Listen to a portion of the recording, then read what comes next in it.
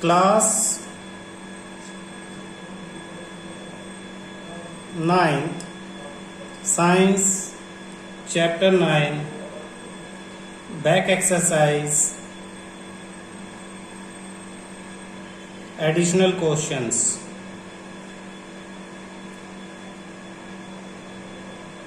Question 4 आपको कहता है बेटा, a motor car of mass 1200 kilogram, तो मास दे दिया 1200 kilogram, is moving along a straight line mass 1200 kilogram, uniform velocity of 90 kilometre per hour. तो 90 kilometre per our initial velocity है, 90 kilometre per our. SI unit नहीं है, इसे SI unit में change करेंगे। 90 मल्टीप्लाई 5/18 मीटर पर सेकंड। ये कई बार basic करवा चुके हैं कि किलोमीटर पर आवर को 5/18 से मल्टीप्लाई करेंगे, मीटर पर सेकंड में कन्वर्ट हो जाएगा। 18 1 जा 18, 5 जा 5, 5 जा 25 मीटर पर सेकंड। इसे याद रखना कि कैसे हमने इसे कन्वर्ट किया है। उसके बाद इसने कहा velocity slow down to 18 kilometre, यानी फाइनल वेलोसिटी अब आपके पास हो जाती है v 18 किलोमीटर पर आवर। तो इसे भी चेंज करेंगे मीटर पर सेकंड में। 18 मल्टीप्लाई 5/18, 18 से 18 cancel, 5 metre per second in 4 second. तो टाइम कितना, 4 सेकंड हो गया आपके पास। उसके बाद कहता है unbalance external force, calculate the acceleration, change in momentum and force. 3 चीजें इसमें इसने पूछ ली है, एक्सेलरेशन, चेंज इन मोमेंटम यानी p final minus change in momentum del p, triangle p change, p final minus p initial, और force. ये 3 चीजें पूछी है। तो पहले तो एक्सेलरेशन निकाल लेते हैं। एक्सेलरेशन का formula v minus you upon T, सब दे रखा है। v की वैल्यू 5 माइनस यू 25 ऊपर आ गया, अपॉन में time 4, minus 20 upon 4 minus 5 metre per second square. Acceleration negative है, इसका मतलब है कि it is retardation. Acceleration negative का मतलब है कि रिटार्डेशन है। Change in momentum, change in momentum यानी P F minus P I means mass into final velocity minus mass into initial velocity. तो mass common v minus u, तो mass कितना दे दिया आपको 1200, v की वैल्यू आपको दे दी है 5, u 25। इसे सिंप्लीफाई कर लेंगे। देखो मास into final velocity minus mass into initial velocity, m दोनों में से कॉमन ले लिया, v माइनस यू, v की वैल्यू 5, u की 25 ऊपर हमने निकाली। तो 1200 इंटू में माइनस 20 यानी माइनस 2400 किलोग्राम मीटर पर सेकेंड। ये चेंज इन मोमेंटम आ गया, ये भी नेगेटिव है। उसके बाद इन्होंने हमसे क्वेश्चन में पूछा हुआ है फोर्स, तो magnitude of force, force mass into acceleration ma। मास कितना है हमारे पास 1200 इंटू एक्सेलरेशन कितना है -5। तो दोनों को मल्टीप्लाई कर देंगे, 60 माइनस में 00 न्यूटन। तो नेगेटिव साइन जो है acceleration, change in momentum and force तीनों में नेगेटिव है। इसका मतलब क्या है देखना, negative sign in acceleration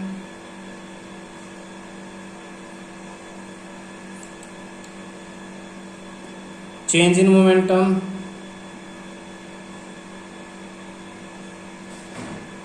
and force indicates that force is applied in the opposite direction of motion. Force is applied in opposite direction of motion. Force motion के opposite direction में लग रहा है, इसीलिए तीनों चीजें क्या आई आपकी नेगेटिव आई हैं। Force is applied in the opposite direction of motion. Clear है बेटा? क्वेश्चन 5। तो क्वेश्चन 5 क्या कहता है? A large truck and A car both moving with the velocity of magnitude v have head on head collision and both of them come to a half halt after that if the collision lasts for 1 second। यानी इधर से आपके पास आया एक truck, इधर से एक car आई और दोनों टकरा जाते हैं। दोनों ये टकरा गए भाई, ट्रक और कार। और कितने सेकंड तक?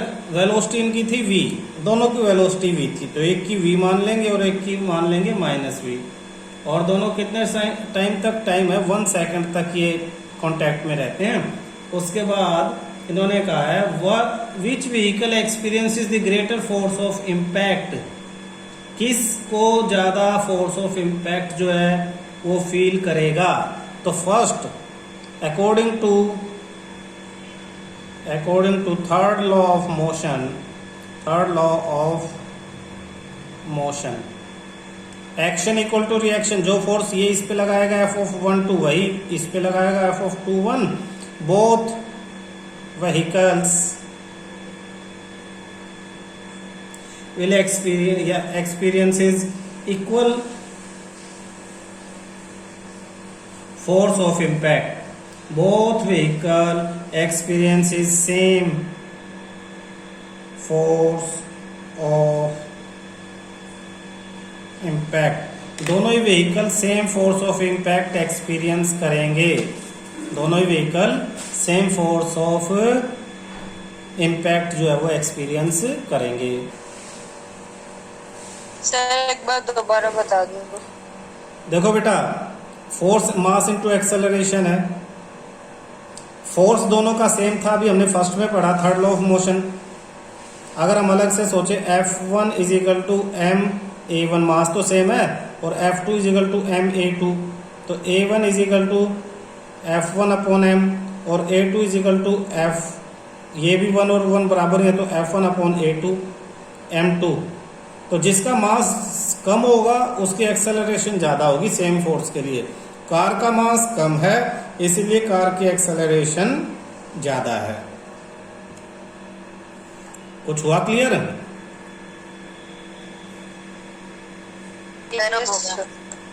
चलिए next, fourth.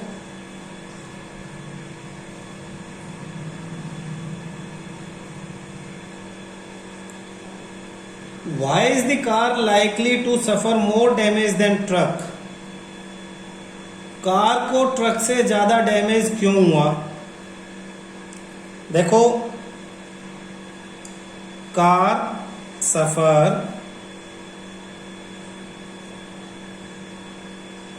more damage than the truck as for car acceleration is more, its velocity falls to 0 in a shorter time and consequently its momentum changes in a shorter time। इसका meaning समझने की कोशिश करना बेटा।